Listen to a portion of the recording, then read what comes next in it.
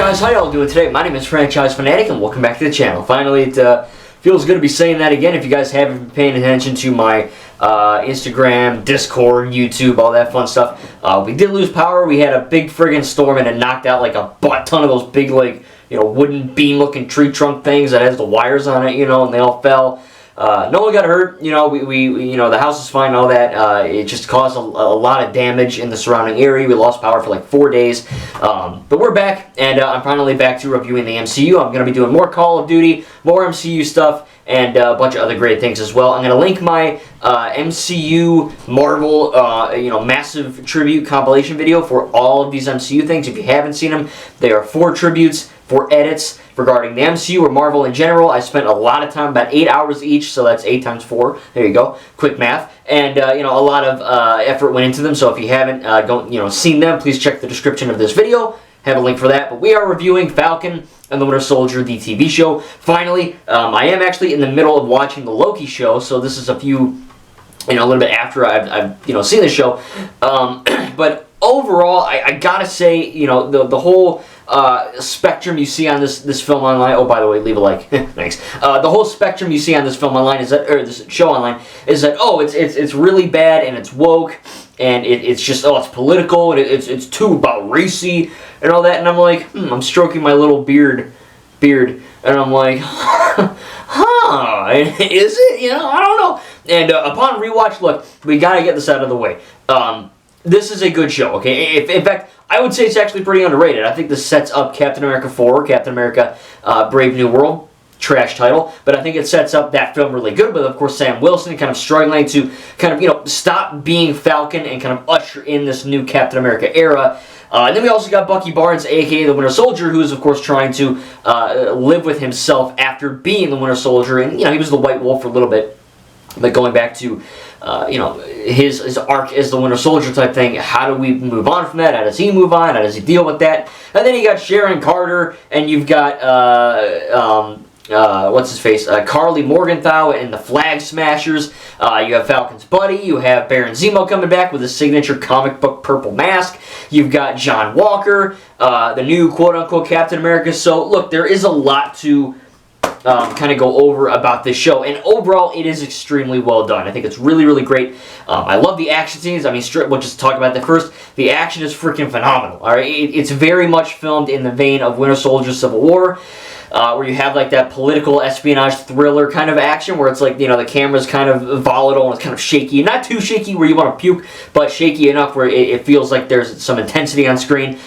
The action is great. Of course, this being a show, I was kind of nervous at first when I first saw this on Disney Plus X amount of years ago, where I was like, okay, it's a Marvel show. I get it. It's gonna be on Disney Plus. Are they gonna tone it down? And this is one of the most edgy and violent MCU things ever. I mean, now we got Deadpool and Wolverine and the Defenders era, all that's canon too, but, this goes as far as a TV-14 as you can push it. I mean, there's a lot of swearing, a lot of, violence. People are getting impaled and shot and choked and beat and punched and kicked, and it's not all violent, but the action in this is very good. The explosions are great. The CGI looks really good. Falcon's flying in the first episode, he's like beating the crap out of Batroc the Leaper in his helicopter, and the effects look really, really great. Again, this is kind of before Marvel went straight off into it looking like PS3 cutscene. We're not quite there yet. This does look really great. WandaVision is a great show, but it doesn't have that many effects in terms of action-wise. There's a butt ton of effects, but in terms of action, it's there, but it's not as pronounced, say, as the Falcon and the Winter Soldier. I mean, there's gun violence, there's gun action, there's fist fighting, there's just a bunch of awesome, crazy action in the show, right? Car chases even. I mean, there's some really good stuff, and the effects really hold up. The action is great, really, really fun, and really, really. Of course, if you see my edits, I have a lot of this show in there. I really like the action. The acting is, of course, great. It's the MCU. It's never going to be bad, at least not yet. But yeah, this kind of having that seal of MCU approval, I would say, at this stage, looks really great. I think it looks really, really awesome. And again, like I said, the effects hold up really, really well. Story, again, you get the Flag Smashers, these new bad guys, Carly Morgenthau. When she's not being really attractive, she is trying to destroy people. And look, this is that era again where it's like, okay, is the villain right? You know what I mean? Does he or she, in this case she's the leader, does Carly not iCarly, you know, not that Carly. This MCU Carly. Does Carly, you know, is she right, and is she right to pursue what she wants? And basically, it kind of, there are political things in this. You know, they're kind of trying to open all the borders, which real life, as we've seen with these illegal immigrants, it's a fucking shit show. But in the MCU, it's like, okay, how does this work without real life politics? You know what I mean? How do we make that make sense? And of course, Carly has her reasons for being evil and all that. She's not just a cackling, maniacal maniac. You know, none of the MCU villains really are. There's a few of them that are like that. You know, very rare are the villains just villains because they want to be bad. There's motives and reasoning and, you know, all that stuff. And Carly has a good reasoning. You know what I mean? Maybe not as clear or the best ever, but I think the Flag Smashers,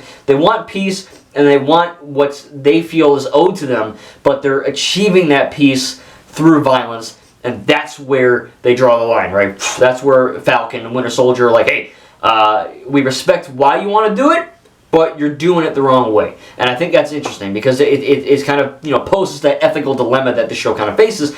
And then from there you get the, you know, the typical MCU stuff. You get your action, you get your comedy scenes, you get the team up buddy, I don't want to say buddy cop, but, you know, buddy up routine that you know, Bucky and Sam kind of go through, and it works. You know, I mean, it's genuinely endearing to watch. It's funny, and I think it's really good character arc, not only for Sam as a character and Bucky as a character, but when they come together and they actually, you know, have to work together as a team, it makes a lot of sense. And you know, they start off kind of not really liking each other. You know, Sam has his reasons and Bucky has his reasons.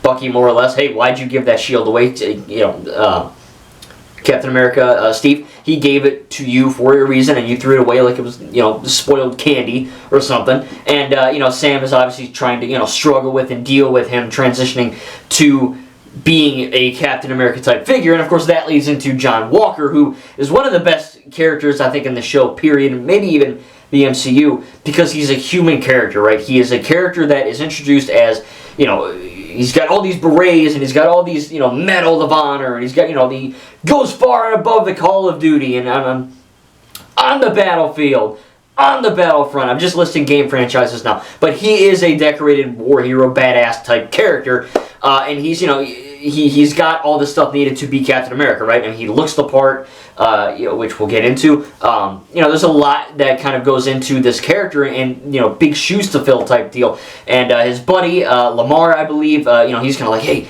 you know, you got this, man. You're gonna be a great effing Captain America. You're gonna freaking kill it. You're gonna do great. And he's like, yeah, I know, but it's a lot to live up to. You know, I'm not Steve Rogers. How do I live up to that? And, you know, throughout the course of this series, he kind of slowly loses his mind in you know, trying to fill these shoes and just, you know, constantly failing and getting beat up by the Dora Milaje, beat up by Bucky, beat up by Sam, beat up by Carly. He basically gets his ass handed by everyone in the show. And he's like, hey, this sucks. I mean, this is not so good. So he finally, he takes the super soldier serum, and from there, of course, he, you know, he still loses at the end of the day. You know, he's going to be in the Thunderbolts Asterix movie coming up soon, so that's cool. He's not out of the MCU. He's still, you know, he's a U.S. agent.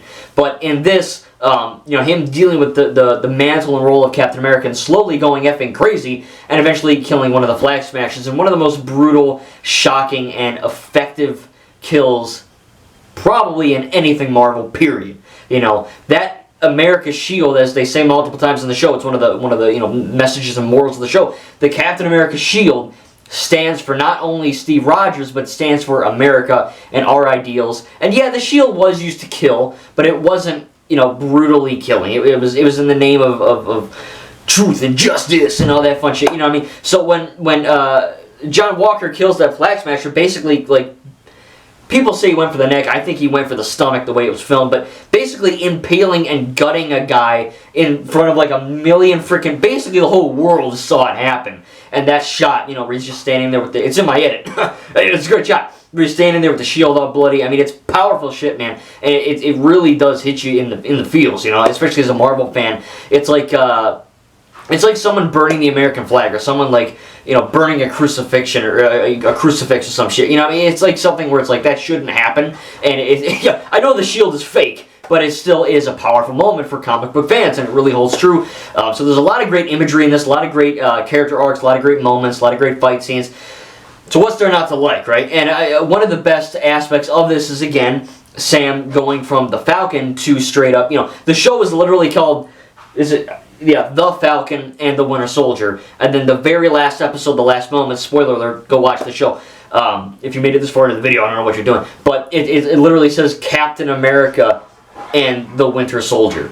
So, like, it's a full-on character arc for Sam as he learns how to go from Falcon to Captain America. And, of course, we get Isaiah Bradley, who was a black character who it basically was, treated like garbage during his time as given the super soldier serum. He helped people. He tried to do the right thing. He got put in jail for it. And the show, a lot of people, you get people on the far right, which I am on the right, but politically in the show, there's a lot of stuff that rings true to today's era. And I understand how it can be seen as preachy and kind of in your face.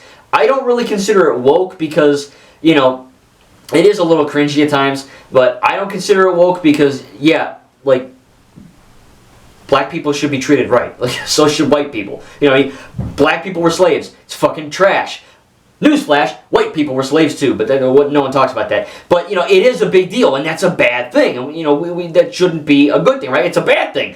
But, I do feel like they kind of, I get it, like the Isaiah Bradley telling Sam, no, America will not let a black man be Captain America. Because, Captain America in the comics, in the public, in the MCU, and for a lot of people in the public eye in real life, Captain America is Steve Rogers, a white dude with blonde hair, and that's about it. Like, that, obviously that is objectively the best that was the original Captain America that Stan Lee and Steve Ditko or whoever created. That is like alpha Captain America, But Sam Wilson has been Captain America in the comics for a long time. He's been in some Lego games. He's been in other media that isn't just the MCU. So, having a black guy be Captain America isn't a big deal. It's not a bad thing.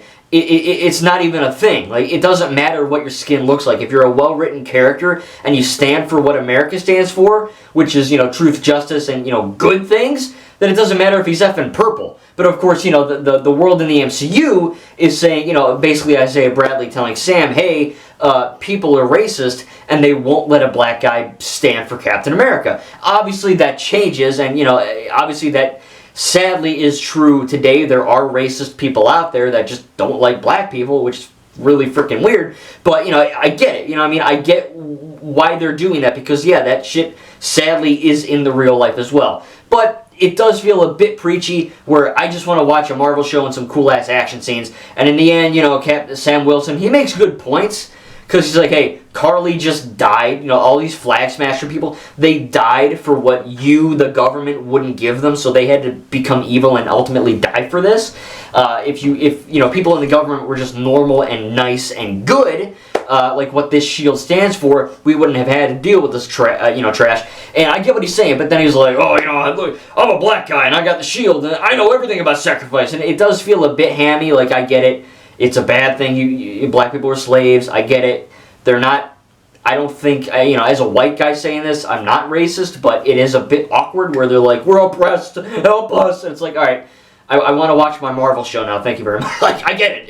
Yeah, I get it, I get it. But it's just a little bit awkward at times. And again, look, I understand why they did it because they have to not only, Sam not only has to understand why he has to become Captain America, and ultimately, he doesn't really have to prove effing anything to anyone. It doesn't matter if he's black, green, white, purple, indigo, whatever. But I get it. Like I said multiple times, I understand why they did it. It can be a bit preachy at times, a little bit awkward, a little bit, okay, let's wrap it up here. I get it. Let's move on. But it does make sense. I'm not trying to, it's hard to talk about it because you have one side saying, oh, a black guy shouldn't be it. And then you have people saying, oh, it doesn't matter. Obviously, I'm not racist, so yeah, it's good. Sam Wilson is a well-written character. Obviously, Steve Rogers is the definitive Captain America. No one in the world will say otherwise, right? Just like Peter Parker is the ultimate Spider-Man. But Miles Morales is a great character. It doesn't matter that he's black or white. He's a well-written character, just like a woman. It doesn't... Rey Skywalker in the sequel trilogy isn't woke because she's a woman.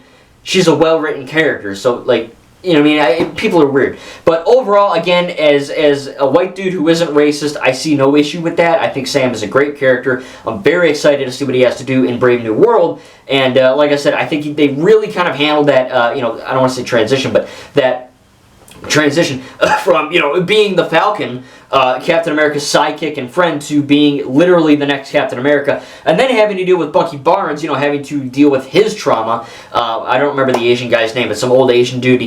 Bucky killed his son. He has to deal with that and grapple with his inner demons, and he's trying to kind of change for the better. It's all great stuff, really good characters. Baron Zemo has a character arc, which is really cool too.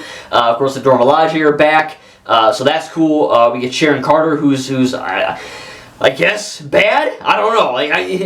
It's kind of weird. She's the power broker. So whatever that means, I guess they're gonna deal with it in Thunderbolts, the new movie. Thunderbolts is essentially a Marvel Suicide Squad, from what I understand, just better, I guess. I don't know. But I am excited to see what that happens. Of course, John Walker has an amazing arc as well, where he is a very, like I said before, he's a very human character who has to kind of go through a lot of trauma and literally watch his friend die, Lamar, and then just loses his freaking mind, and that loses his job. His title is Captain America. And that's of course when Sam's like, hey, I mucked up, I got to do this now. And it's a great scene where Sam is the final episode and he's problem solving. He's flying around with the Falcon wings, with the shield. He's helping people. He got the new suit on. It's really badass stuff. And again, it leads on really heavily into this new fourth Captain America film. But overall, like I said, I really did enjoy this. I think the villains were well written. I think the action was amazing. The comedy was good. It wasn't too forced. I think it felt right. The character arcs and writing was really great. I understand how people can say it is woke. I don't feel it is. It is a little bit preachy at times, where again, I feel like after the first time explaining that black people are good, it's like, great, we get it, let's move on with the show now, you know what I mean? So they do shove it in a bit at the end. There's a YouTube video, like the cringiest line in history. I don't think there's really anything cringy that much in the show, because yeah, Isaiah Bradley he's making sense. He's not just spouting that, be like, we're oppressed. So I get it, like, you read a history book, alright, bad stuff happened, but move on. It's bad, we get it. But not everyone is a horrible racist troll, you know what I mean? America's not all bad. And they kind of do paint America as this all-racist, white-only society. And I think that's where they kind of got their writing a little bit muddled with their messaging. But the actual messages that aren't shoved down your throat, that aren't cringy and a little bit awkward, ring true. I mean, it's great. Captain America the new Captain America is Sam Wilson. Like I said, great arc across the board. I love the action. I love the writing. I love the CGI is really good. I think Carly has good motives. Obviously, she's killing people and she's a bad person, but the stuff that she wants makes sense. For the most part, I think there's some really good moral ethics that are kind of called into question there. Really good cinematography. Again, the shots are really great in this. Again, I got a lot of shots in the show. They're in those 4 edits. And so if you have seen that or you want to, again, it's in the description. But I have a lot of this stuff in there, because again, it's a very well written, acted, and well filmed show. And I don't think we're getting a season 2, because again, we're getting Captain America: Brave New World. But as a mini series or a show or whatever you want to call it, I think Falcon and the Winter Soldier is really great. A bit underrated. I don't see a whole lot of people talking about it. I feel like it kind of, like WandaVision, just kind of like it went on Disney Plus and then it finished and then people moved on. Everyone's still talking about Moon Knight for the most part, and Loki, and What If, and She-Hulk for all the wrong reasons. But I think Falcon and the Winter Soldier, much like WandaVision, is a bit underrated and definitely worth a rewatch if you want to give it a go. I really enjoyed it. I watched about 2 episodes a night. It took me about 3 days to finish the whole show, and I think it's great. Again, I'm going to be doing Loki next, the season 1 of Loki, I should say, and then after that we're going to move on to, I believe it's Black Widow next. So yeah, I actually I am ordering. You probably don't care, but I'm just gonna say I'm ordering a bunch of Marvel Blu-rays at the time of recording this, stuff that I currently don't own that I want to add to my collection, which will make rewatching these things a lot easier than watching Disney Plus full of ads.